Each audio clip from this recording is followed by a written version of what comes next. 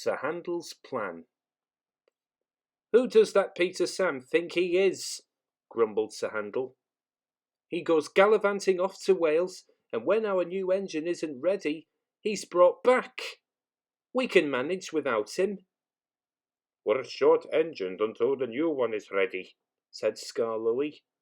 "It's sensible to have him back." "Huh!" snorted Sir Handel rudely. "If he's too puffed up in his smoke box, I know what I shall do." When the Thin Controller told Peter Sam to rest after his journey, Sir Handel was not pleased. "What's the good of coming home just to laze about all day?" Sir Handel grunted. He bumped his coaches crossly. Near the shed, he thought he saw Peter Sam grinning at him. "Right!" he muttered. "That's it!" His wheels hit a rough rail joint. There was a crack and a clatter, and his driver stopped him quickly. "That's your day done," he said. "Your fire bars have collapsed, and your fire has fallen out." Sir Handel chuckled to himself. His plan was working well.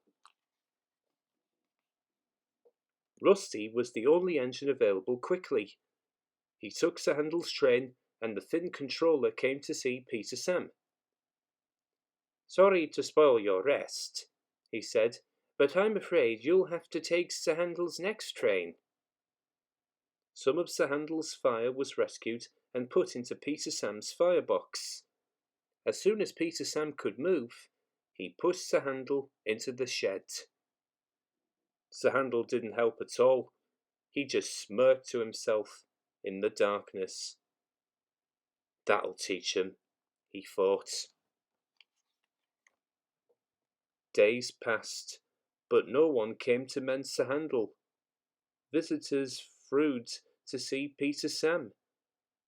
Now that he was back, and everyone else was very busy. "Oh dear," thought Sir Handel sadly. "I didn't bargain for this." He grew cold, and his paint became dull. The cleaners were much too busy making sure the working engines looked smart to worry about Sir Handel.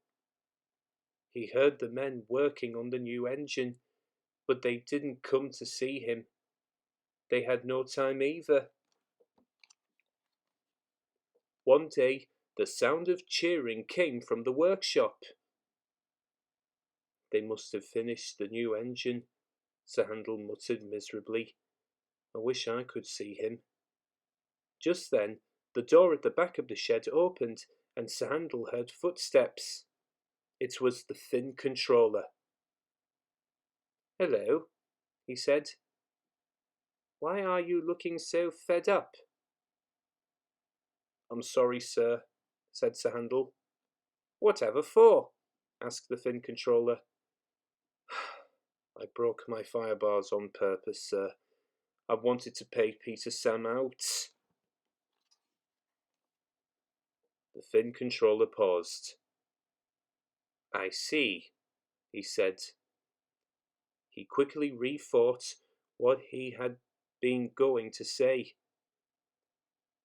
"Well, Sir Handel," he said sternly, "thank you for owning up. If you promise to behave yourself, you shall be mended." "Oh, yes, sir, I will, sir." "Very well," said the Thin Controller gravely. Later that day, Sir Handel was given a new set of fire bars. No one ever told him that the special sort, which he always used, had only been delivered that morning.